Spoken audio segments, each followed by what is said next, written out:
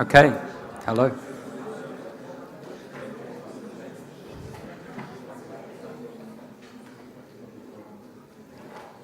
Welcome back to this afternoon's session. Hope you enjoyed your lunch. Hope I can keep you awake after lunch. We'll do our best. We finished off with the point that in relatively weak individuals, strength training is equally as effective as power training in terms of increasing their explosiveness and their powerful movements. The next question, though, is does the magnitude of performance improvements, actual sporting performance improvement, on-field performance, the adaptations and mechanisms driving improvement to power training differ between individuals who are strong compared to individuals who are not strong? So, similar to the last study that I showed you, in this particular case, we have subjects that are stronger. The average back squat was 2 body weights, and a weaker group, average back squat was only 1.3 body weights, and then the control group. They both trained 3 sessions per week for 10 weeks. They only trained using jump squats with body weight and 30% of 1RM. No other lower body training.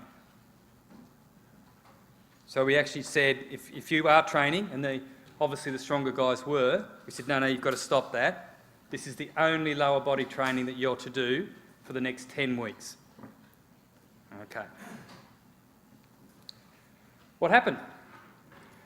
Well, these are the increases. This is for the stronger group in the dark, and then this lighter colour is the weaker group. And the first thing you see is a markedly greater increase in maximal power output by the stronger subjects. And this was statistically significant. If we have a look at the changes that occurred across the entire 10 weeks, we see in particular that the stronger group is able to adapt faster. If we have a look at only 3 weeks, we see a much larger, this is the change in maximal power output in watts per kilogram, so it's relative power output. It's much larger in the strength trained group versus the weaker group. They're doing the same training, the exact same training. And it's not until 7 weeks that the groups are beginning to respond in the same way. This is the change from baseline here. So a marked difference in the ability to respond to power training by the stronger group. Let's have a look at some of the figures. If we have a look at the stronger group, by 5 weeks they'd increased their power output by 18% and their vertical jump by 7 centimetres. In the weaker group it was only 13% and 4 centimetres.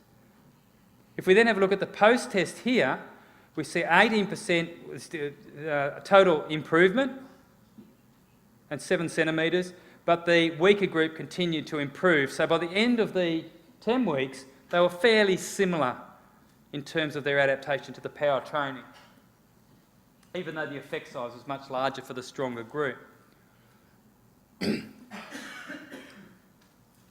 Okay, so what changed? How did these two groups of athletes actually respond to this? If we have a look here, it gives us some insight. The stronger group here, we see that they mainly adapted towards the lower force and higher power area here. This is where most of the change occurred. Whereas the weaker group tended to improve, this is baseline, and then we have 5 and 10 weeks. The weaker group tended to improve across a whole range of loads there. The 40-metre sprint time, both groups, this is the mid-test, this is the post-test here, both groups improved their 40-metre sprint time. This looks like it's more, but it's not actually statistically different here. But this is a really interesting point here. Squat 1RM. We see that the weaker group actually improved their squat 1RM at 5 and 10 weeks. The strong group doing the power training actually got weaker. Remember, we told them this is all of the lower body exercise that you can do.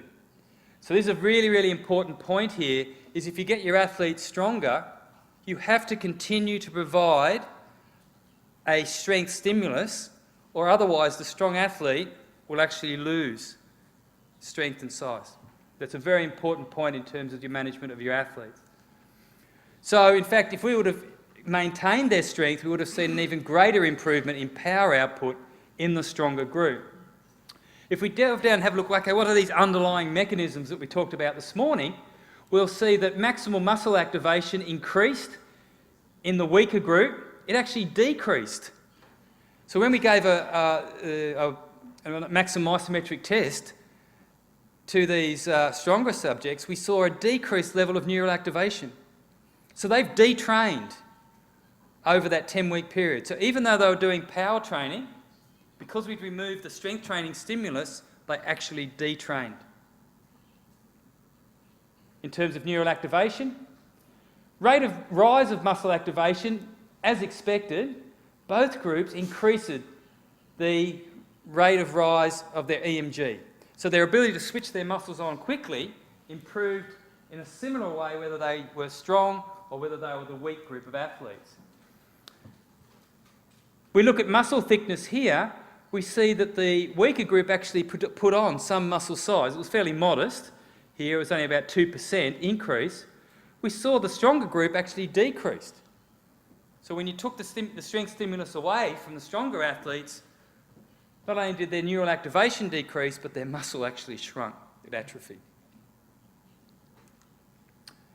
Musculotendinous stiffness here, a measure of how stretchy, if you like, the muscle and tendon is. Both groups increased as a result of this power type of training. Okay.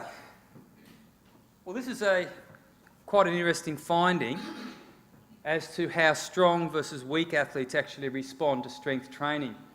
And this is a very complex series of graphs, so we'll just go through it relatively slowly.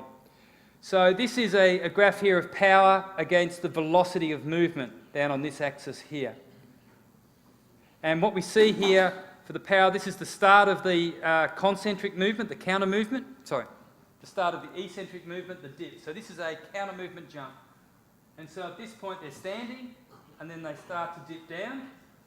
So this is a lengthening action, so it's an eccentric phase to here, so they're lowering, lowering, lowering to here, and then they start to accelerate upwards. They move into positive velocity there. And then they take off this point. So everyone get what we're doing? Okay, this is measuring the force through their feet. They're dipping down and jumping.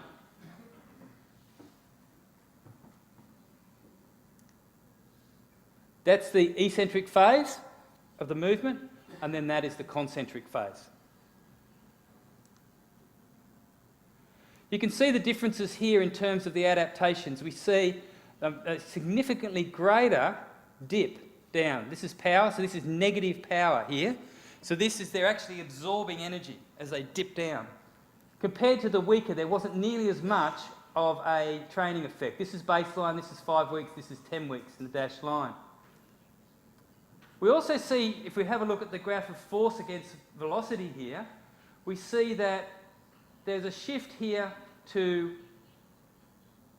faster negative velocities, but the big change you see is occurring here, much higher forces being produced compared to here. We draw a line across here somewhere.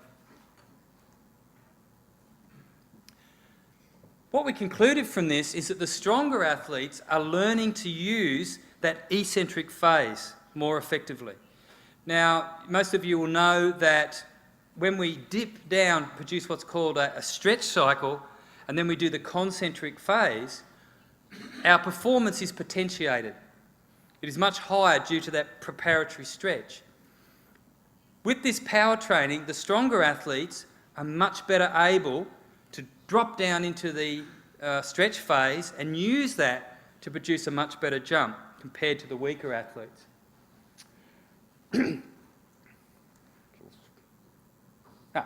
And that's described here. If we have a look here, this is the eccentric phase is in darker, and this is the concentric phase here. And if we have a look, we can see the changes that occur, and I'm sorry that this is all missing, but we have a look here, we see for the stronger group, we see that a much bigger change and a much earlier change in that average power, the eccentric power, and then their subsequent concentric power that they've been able to produce. And what we saw when we analysed the data is that there was a very strong relationship between takeoff velocity, concentric power, and the jump height, and the average eccentric power. So I'll go through that slowly. What it means is that the average amount of power that they can absorb during the counter movement was a strong predictor of their subsequent jump performance in terms of height, velocity and power. Now, the majority of you will work with athletes that actually are ground-based and work within gravity, unless you're in swimming. So this is a very, very important outcome.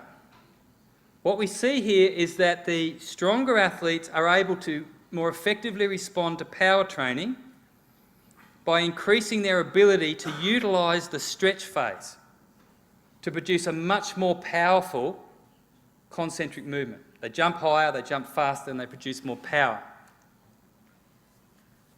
And it all relates to the changes that are occurring in these phases here, in the eccentric phase. There's not much difference in the concentric. It's the fact that they're better able to use the stretch phase. The result is, if we have a look at this graph here, this is the force that they're producing here during the start of the eccentric phase and then over the concentric phase. This is for the stronger group doing power training. Remember, the two groups are doing the exact same training. But this is the weaker group here with the stronger laid over. Now, this is the difference in the ability of these two groups to adapt to power training. So to summarise that, the mechanism driving this is that the stronger group were better able to adapt to power training because they improved their neuromuscular strategies to utilise the eccentric phase. Now, for just about every sport that you guys are working with, this is a really important outcome because you can apply it directly to your athletes. If your athlete jumps, runs, hops, skips, or does anything like that, this has significance for you. How do they do it? It comes back to basic biomechanics of the stretch shortening cycle. They are able to produce greater loading on that downwards phase. So the amount of force they can produce, the acceleration downwards and the eccentric velocity is much higher. This results in, they also have increased stiffness. Because they're stronger, their musculotendinous units are stiffer, so they don't stretch as much, so the force rises more quickly and they produce much higher eccentric force and rate of force development. And that results in increased power because it contributes to all of the mechanisms of the stretch shortening cycle. Now, we don't have a lot of time to go into them in detail, but these are the 5 mechanisms by which a counter movement produces higher force and power output than a concentric only movement. Okay, so if you've probably all experienced this, if you do a movement without a prior dip, all right, your performance is compromised. Whenever you do anything, when you throw, you do a counter movement and then the throw. When you jump, you dip and then you jump. There's very, very few movements which are purely concentric. So the mechanisms that facilitate this include what is called the preload, the fact that when you start the movement, you're at a higher level of force.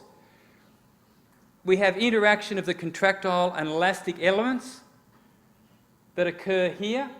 This is the relationship between, we spoke about this morning, whereby when the muscle contracts, the tendon actually lengthens initially.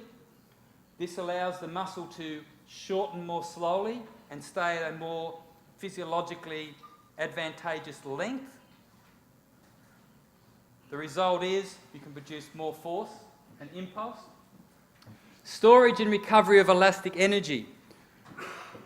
The stronger athletes, when they did power training, improved their ability to store and then re-utilise elastic energy. So when you are performing any of these stretch shortening cycle movements, the prior stretch, just like an elastic band, stores energy in your musculotendinous units. Then when you explode upwards, your system recovers that energy, and that facilitates your jump height and your jump speed. The stronger athletes were able to store more energy as a result of being strong and then combined with their power training. They also have involvement, of course, of the stretch reflex, probably has limited contribution here, and also potentiation of the contractile elements. It's a little bit of a hard one to explain, but when you pre-stretch the actin and myosin, it actually facilitates their force production through a mechanism which we won't go into. I think we'll keep moving over that one. Just want to talk for a moment about, the take-home point from that then is in training then, if you're looking to increase the sprint speed, the vertical jump, how hard the athlete hits or throws and implement, if they're weak, it is probably best to get them strong first. If they're already strong, they will respond to power training with a much better, much more effective adaptation in their neuromuscular system. I want to change tack a little bit and talk about some post-activation facilitation mechanisms. This is being used more and more in training, where you precede a power type movement with a high force movement. So an example here would be to perform heavy squats, very low volume so you don't over fatigue, very short period of rest, and then perform vertical jump. What we see is that you actually produce more power, do more work. The system is facilitated, or potentiated as it's called. Now there's a whole lot of mechanisms in play here. The main candidates at the moment is that you get phosphorylation of the myosin light chain. In other words, the proteins within the actin-myosin elements are actually preloaded, if you like, and this causes them to be able to contract more effectively. It appears that also you get recruitment of higher order motor units. We talked about the size principle. It seems that when you do heavy resistance training and then you do an explosive movement, that woke me up, you do an explosive movement, then the neural system actually moves more quickly to those higher, faster motor units. And there could also be possible changes in pronation angle. So when you're doing heavy lifting, for a short period of time after, the pronation angle in the exercise muscles may actually alter, favouring greater power production. It is, however, a balance between the neuromuscular fatigue that you produce and the PAP response. Because after you just finish a heavy set of squats, for example, your system will actually be fatigued and its capacity will be reduced. But there is then a window, a balancing between you recovering from the fatigue and still maintaining this potentiation effect here. Is the screen moving or is that my jet lag? I do have really bad jet lag. Actually, several times during my talk this afternoon, I get that feeling you're not actually here. So I'm sort of going through that phase at the moment. Okay. So if I start putting my pyjamas on and brushing my teeth, okay, Pedro, you will tell me, no, Rob, it's not time to go to sleep. Okay. That is moving, isn't it?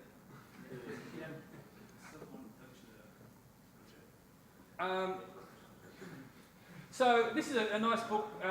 This is a nice publication from Tillon and Dave Bishop, actually, showing this effect here, where you get a peak in the PAP effect here and a peak in the fatigue window.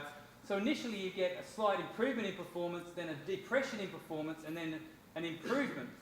So in training, what we're doing is using this as what's called a complex of training movements, where the athlete will perform a priming exercise, such as heavy squat, and then after a suitable period of time, it depends, it's usually done between 2 and 5 minutes, they will then do an explosive type movement as a training effect. I think we've covered that. Okay, transfer of training. If you get a chance, brilliant paper by Bobert and Van Soest, published way back in 1994. This is a classic, this one. This did not involve any athletes whatsoever. It was a computer simulation. And what they did is they wrote a computer program for a model that jumped. So they programmed in all of the information about the various muscles and how they contracted, their force output, their elastic interactions, and then they had the program jump. And their little model jumped here, like this. This is the standard model. And they looked at how high could this model jump. What they then did was increase the strength of the knee extensors by 5, 10 or 20%, and then increased all muscles by 5, 10 and 20%. And they got the model to jump. The height actually went down. I went, oh, that was unexpected. What they then had to do was alter the timing of those muscles contracting or re-optimise the jump, and then they realised increases in between 8 and 4, is that right? No, sorry, 8 millimetres and 8 centimetres in terms of jump height. And everyone goes, whoa, Rob, what has that got to do with us? What this is telling us is that it is not sufficient to simply increase the force output of the system. So just to do strength training will not alone realise improvement in jump height or throwing speed or punch, or whatever. We then have to allow the athlete to practice with their increased muscle to relearn how to optimally activate those muscles to produce an improvement in actual performance. Now what you will observe from that, and you have to explain if you're not the head coach, if you may have to explain to your head coach that, okay, we're going to start this strength training phase or this hypertrophy phase. Realise that initially the swimming speed or sprint velocity or the jump height of the athlete will actually decrease until they actually learn to use the increase in muscle force. Now, typically we don't do it that way. What we would do is we would have the athlete strength training, and then we would also have them practicing their skill. You don't take them off for 2 months and have them do strength training and don't do any actual skill training. Sorry? Yes? How much time to do the responses? We need to optimization. The optimization, how much time after the training? It depends on the complexity of the movement, but also the experience of the athlete. With a highly experienced athlete, they will respond within a week to 2 weeks, and they will adapt. You work with athletes, and you take something like gymnastics, for example, and you say to a very highly skilled athlete, okay, I want you to change this. They will change that one part of the movement, and then they'll adapt everything else, and the performance will be okay. A lesser athlete, you ask them to change one thing, and the whole thing falls apart. It depends on the level of the athlete, but in a highly trained athlete, it's only 1 to 2 weeks. We can use small steps. Strength, adaptation, more strength. Oh, yes. It would be an extremely unusual situation where you take an athlete and just simply strength train them for 2 months, for example. Okay. Okay, so this is a model which was presented back in 2002 on this process of how you actually transfer strength to the power performance here. It's a mathematical model, so I apologise a little bit for that, and I'll just talk you through it. So if you have a look at changing the actual machinery, so this is changing the neuromuscular machinery here, we see that we're increasing cross-sectional area through hypertrophy type training. So generally higher volume, larger numbers of repetitions and sets, and also changing neuromuscular factors here such as architecture and motor unit activation. That produces an increase in force here.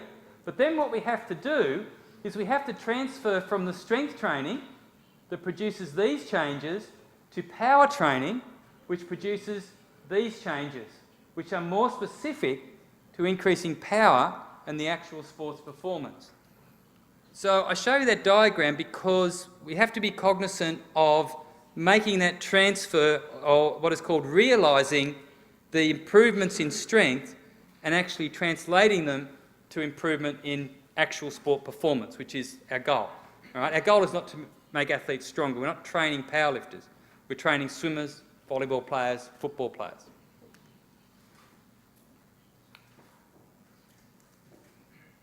I think we've talked enough about how strong is strong enough.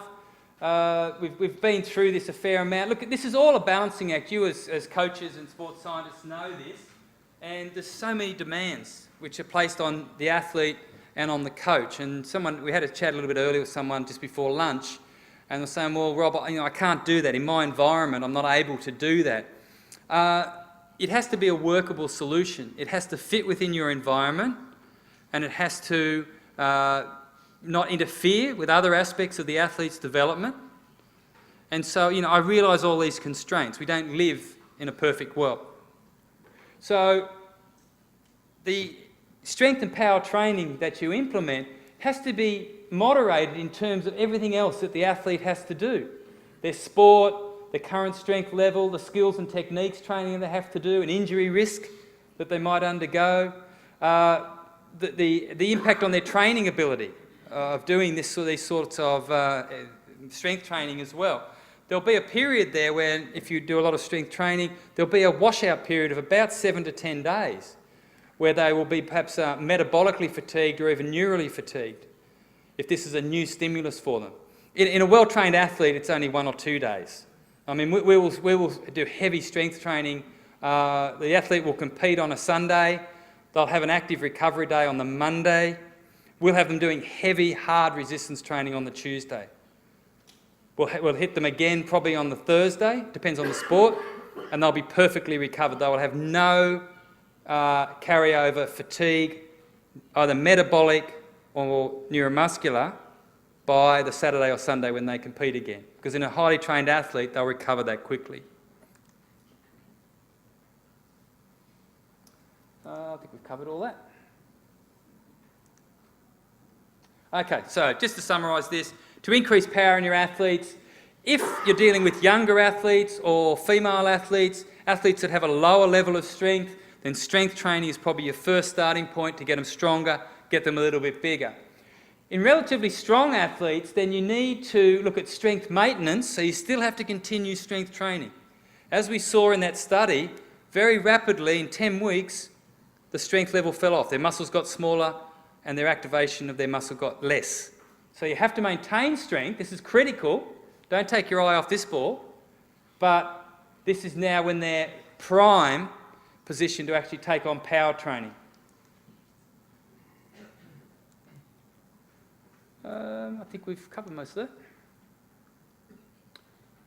And I think we've covered that. So power is built on a foundation of strength.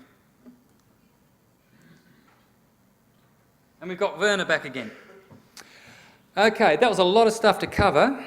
Before we move on to the next topic, is there any questions? Are there any questions?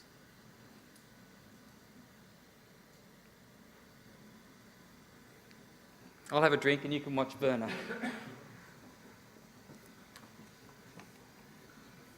Some really nice examples of PAP training here.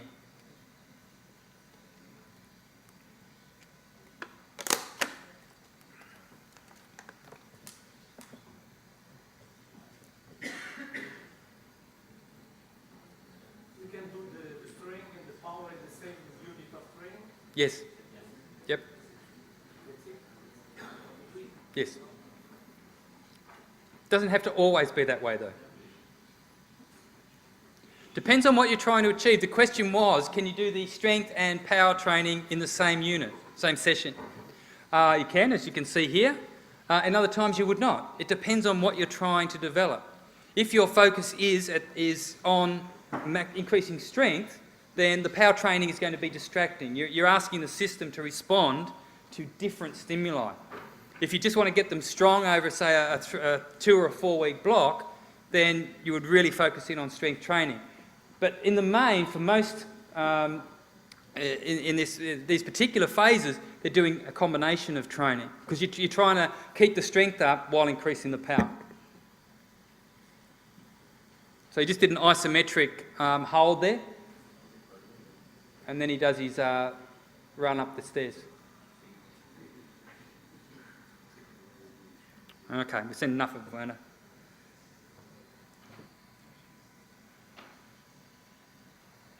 Okay.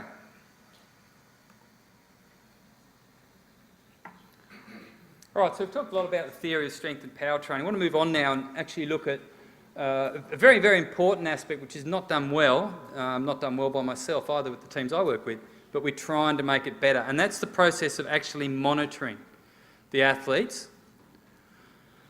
diagnosing their strengths and weaknesses, and then tailoring the training to produce the greatest benefit in terms of improved performance whilst minimising risk.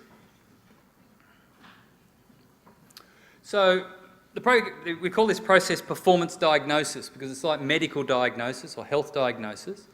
What we're doing is a series of tests on different performance qualities to try and assess them and then to try them specifically to develop them. So I guess it's about being more intelligent in the way we actually approach testing and training. This is very much about determining what are the critical factors determining success in your sport. Now, you might sit there and go, geez, that's pretty obvious, but I can remember back in the early 80s, about 1981, we got the Australian swim team in and we tested them on a whole battery of physical performance tests. And it was the same physical performance tests that the track and field athletes got the week before. So all of the swimmers got a bicycle test, a cycle ergometer test.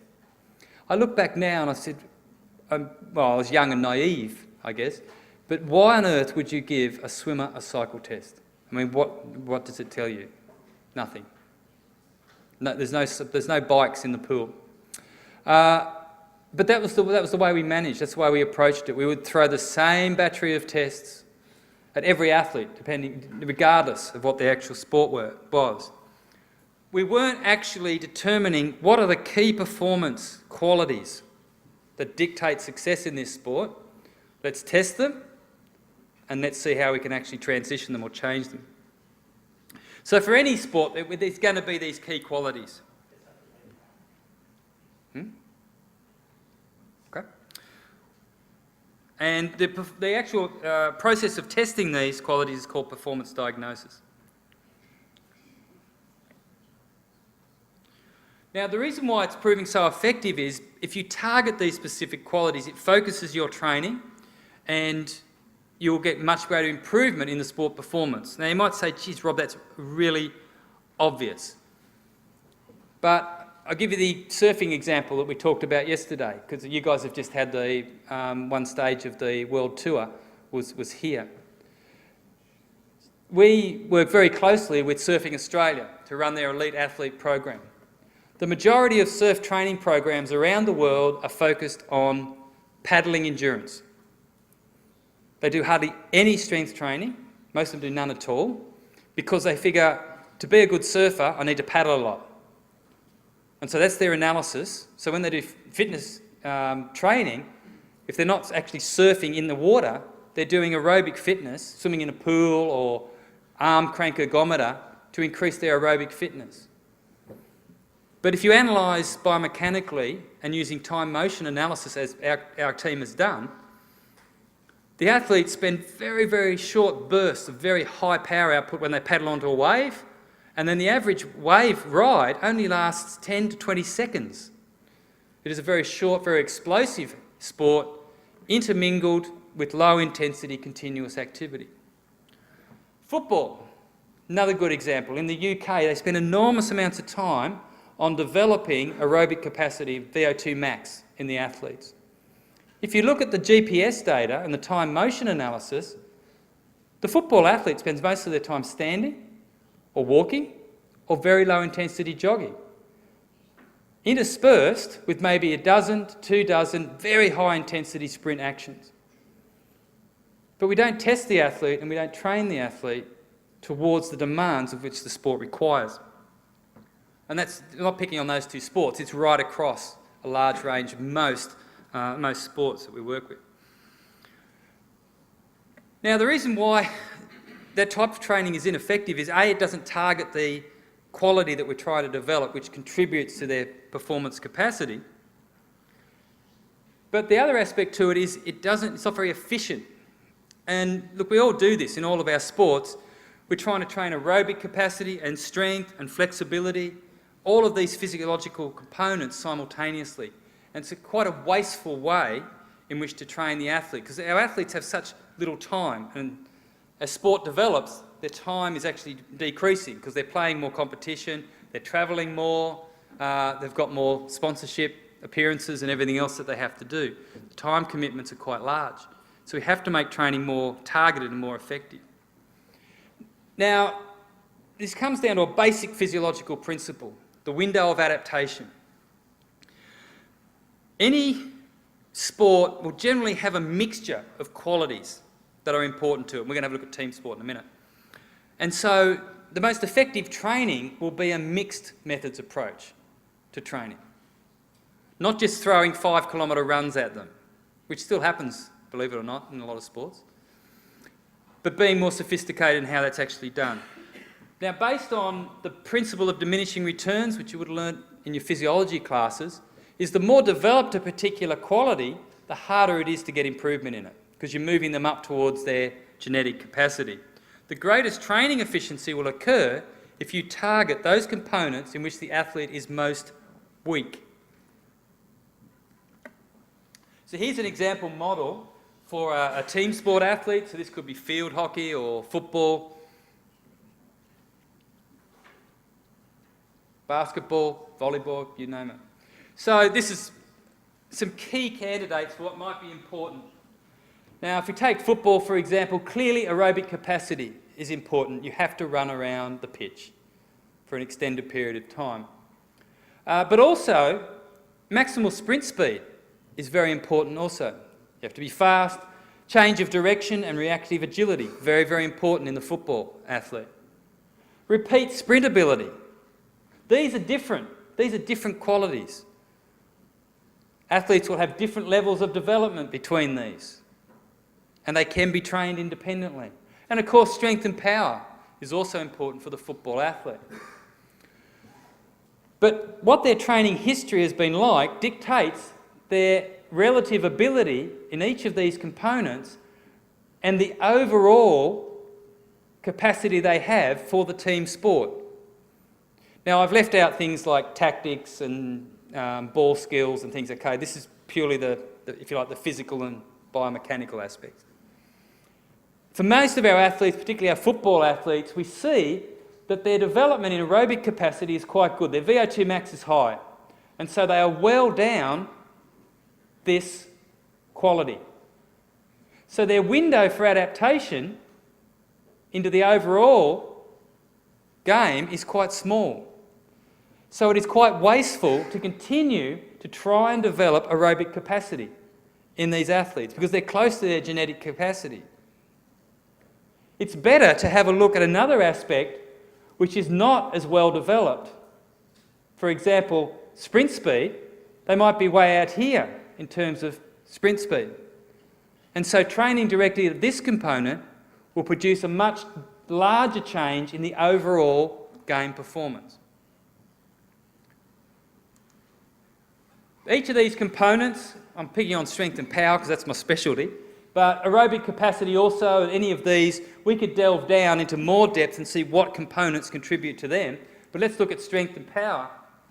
And we'll see that there's a number of components that contribute to that. There's strength at slow velocities, maximum rate of force development, stretch shortened cycle capacity or reactive strength, strength at fast velocities, and intramuscular coordination and the actual skill of being strong and powerful. Once again, many of our athletes will be well developed in, for example, strength at slow velocities because we've sent them off to the gym.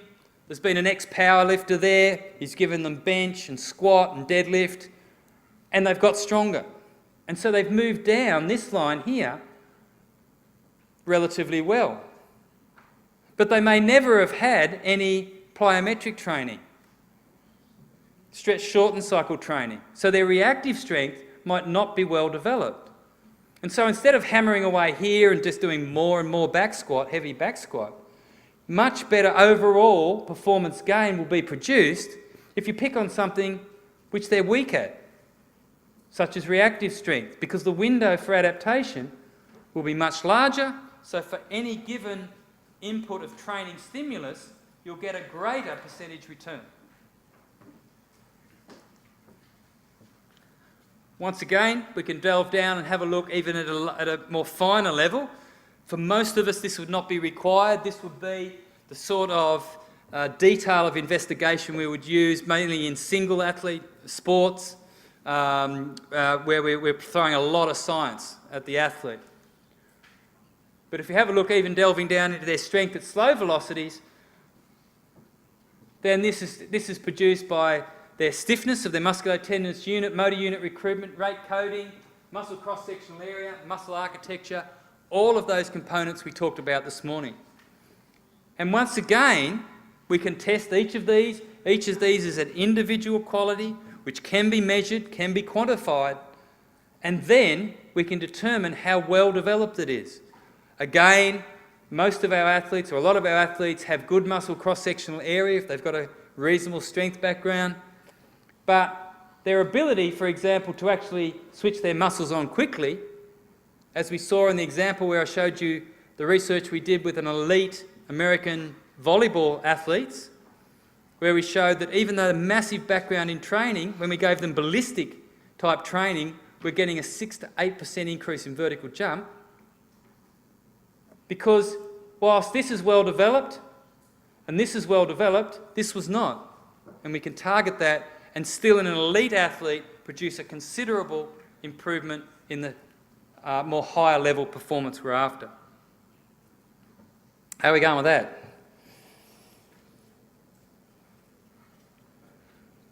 Okay, do you guys have lots of coffee? You're going to need it. Okay, so the next question is, your coach, your strength and conditioning specialist, how do you determine these key performance characteristics? You might think it's intuitive. You know, hey, I've been coaching for 20 years, I know what determines these things. It is to a certain degree, but still, it's amazing to see how many sports have it wrong. When you have a look at their training manuals that they produce at a national level, I'm not picking on Portugal, I'm picking on Australia. I looked through some of the training manuals that have been developed for our Australian athletes in particular sports, and there's some serious problems because it doesn't match up with what science knows about the game or the sport that they're trying to improve the performance in. So Australians and our team and our work's just as at fault as much as anyone. But you can determine these key performance characteristics. I mean, it's like a business. Imagine running a corporation like Google when you didn't know what your targets were, you didn't know what your outcomes were, you didn't know what your market was. Clearly you wouldn't do terribly well. It's the same with your athlete. So it's essential for achieving goals, working out what these are. There's several ways of doing it and we'll go through them now. The first one is biomechanical analysis. Working out the forces required, the velocity of movement, power profile, what is required in your target activity. More difficult in team sports because there's so many different movements, but if you look at in particular in athletics, when you have a look at something like the javelin, for example, these things are really well known. The biomechanics of javelin have been investigated so carefully. We know exactly how much force the foot applies when it's planted on the ground. The distribution of force between the lead and the trailing leg. We know how much force is exerted on the jab. That's all known. So you can use that to determine what are the key characteristics. Even such things as contact times as well. How long is the foot in contact with the ground in your target activity? And are you training using that? If you're doing jumps, for example, counter movement jumps which are taking 200 milliseconds, but when you're playing volleyball, the actual jumps are only lasting 100 milliseconds, you've got a disconnect between the sport and what you're trying to develop and what you're doing in the training room. The joint and muscle involvement, type, rate of contraction, range of motion, these basic biomechanical understanding of what the sport requires. Physiological needs analysis is also quite valuable. We're using this more and more, of course, particularly around game analysis, video and GPS. So certainly in the majority of sports now, we're even allowed to use GPS on field in competition. That's great for load monitoring, but it's also telling us a lot about the demands of the game. How much distance the athlete covers, how much of a proportion of time, game time, do they spend at various velocities. We can now use that to determine what are the physiological demands of my sport. We can determine that very precisely, test for those abilities, and then train specifically to develop that. So the duration, intensity, work-rest ratios. Power performance under fatigue. We're constantly told you have to test the athlete when they're fresh. Athlete doesn't have that choice. He's tired from training. She's just flown from the other side of the world and she's got to front up to a surf pro competition here in Portugal. Athlete doesn't have that choice. What are they like under highly fatiguing conditions? So in some of the testing that we do, we actually pre-fatigue the athlete and then we actually test them to see what their capabilities are. Some athletes are okay, some athletes it just flattens them. That tells us a lot about their underlying qualities. Combative sports is a critical one as well.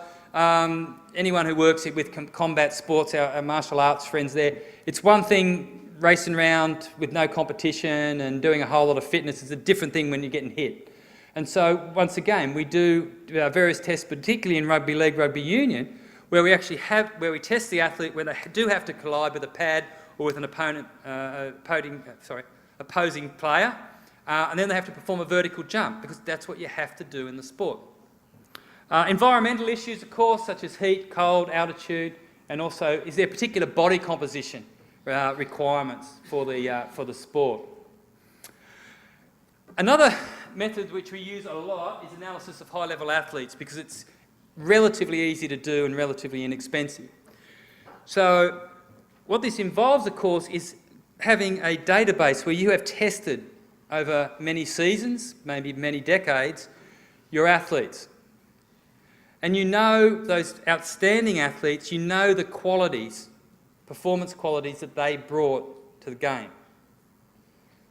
Now, if they are the best in their sport, chances are they have the right mix of strength, power, speed, etc., qualities required to be successful at that level. Now, most coaches do this intuitively. I talked about Al Vermeil earlier. He used to have a little exercise book, like a paper book, that he would write and he would record every athlete's 10-metre time, 40-metre time, vertical jump, deadlift, bench press, power clean. Mostly he could remember them. I don't know how, but he could remember them. But that database is your most valuable possession because that is the most powerful thing that you have as a coach or a strength and conditioning professional, is that knowledge. Because you can then use that to compare any new athlete coming in or when you're working with a squad, any changes that occur with an athlete. So you've got to be a little bit cautious because, of course, some athletes are successful for other reasons. They have extremely high motivation, high pain tolerance. unbelievable tactics, game tactics. I mean, there's a whole range of things why an athlete happens to be so successful. That's probably occurring less and less as we move and the area develops more. There is less athletes that are able to be successful at the highest level that do not have the physical attributes. 10, 20 years ago, you could get away with being suboptimal in terms of physical characteristics, but other aspects would make up for that. Those days are starting to disappear. Ongoing monitoring. So this involves testing the athletes before and after certain phases with different emphasis, and then seeing what sort of improvement is produced. So this is very easy to do. This just becomes natural. It becomes just part of your normal training, monitoring and management. Because if you test the athlete after a certain training block, say a plyometric training block, 4 weeks where you were trying to look at increasing their reactive strength using plyometrics. If you see a very large increase in reactive strength, clearly that was a component in that particular athlete which was not well developed, just because of the principle of diminishing returns. So that's a good marker there to say, okay, this is something we can revisit because it wasn't well developed in this athlete. If, however, you put them through a training block and there's very little change in that particular component, it's either your training program's poor or that's already close to their genetic potential.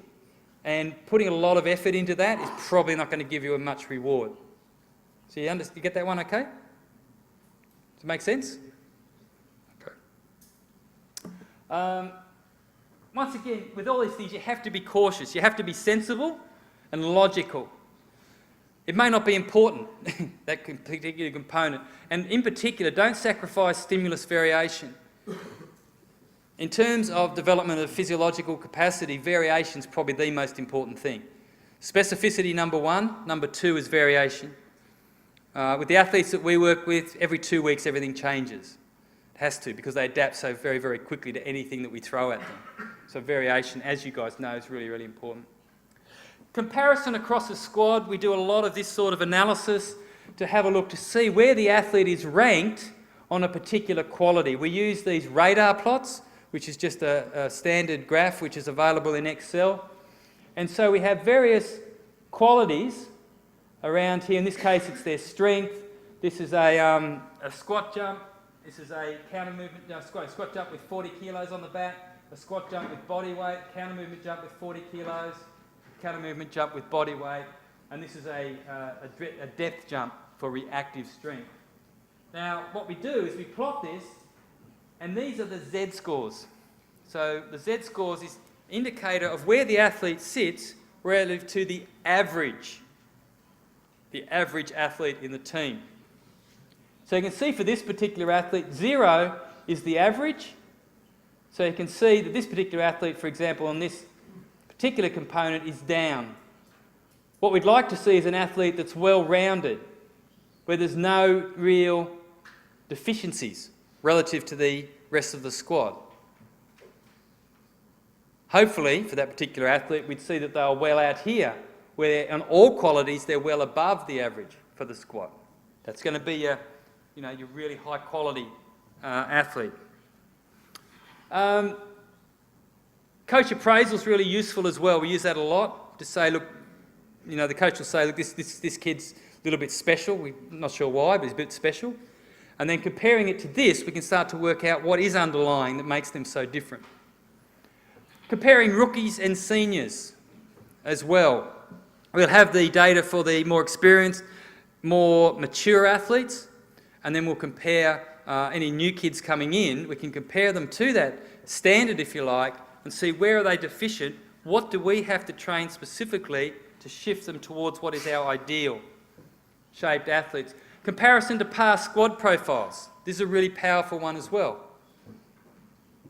We use this extensively. Using our databases and our previous records of performances, we have new athletes coming in, we can compare them to what athletes we had maybe 3 or even 5 seasons previously. And how the individual ranks over time. As an athlete comes into your squad and you train them and develop them, they should improve in this profile and move out further and further out onto the in this particular plot. If there's not, there's something wrong. You're missing something. There's some limiting factor that they have which is not allowing them to develop within your squad as they should.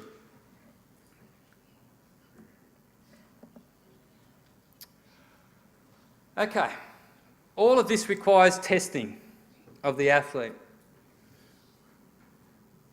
There's a famous saying in business, if you can't measure it, you can't manage it. Same thing applies to athletes. So you do have to test them, and this is the process that it involves. You do your performance needs analysis, so you determine, okay, for my particular sport, whether it be billiards or it's triple jump, as a coach you probably have a pretty good understanding of what's required, or you look into the science, or the scientists, the sports scientists you work with, look into it to see what are these needs, these particular performance qualities. You then design a test battery to assess those qualities. Don't do what I did in 1980 and just throw the standard fitness test at them. Oh, all the swimmers get a cycle test. Okay, you design tests specific to assess these performance qualities. Very important, the initial testing is used to drive training program design. Even at the highest levels I have seen where a lovely testing program, this happens in the pros in the US, a lovely testing program is implemented, put the athletes through a whole lot of pain and difficulty as you put them through a whole bunch of tests, and then there is no change to the periodised program for the year. It's a waste of time. Why would you do the testing? You've increased the risk of hurting them, you haven't changed anything. Unless it drives change in what you do with the athlete, it is worthless. It's worse than worthless, it's actually detrimental. So you have to make a commitment to actually change your training program. Now this can be scary, because you've been doing the same thing the same way for the last 2 decades. It's scary for me too. Because you're worried about, well, is this guy taking him in the wrong direction? Am I making a mistake here? So it is difficult, I know, to throw out your training programs which you've been using and say, okay, I'm going to change this now because my testing tells me that something different is required. You implement the program. I've seen this done before, whereby they've actually designed up a new training program, but then they've got cold feet and they've just gone with the same program they used for the last 4 seasons. That happens. One-off testing is next to useless. If you're only going to get 1 test in, I probably wouldn't bother to do it. It's just wasting your time and the athlete's time. It's only through frequent assessment where you test them again and you generate this test-retest cycle here of assessing, altering the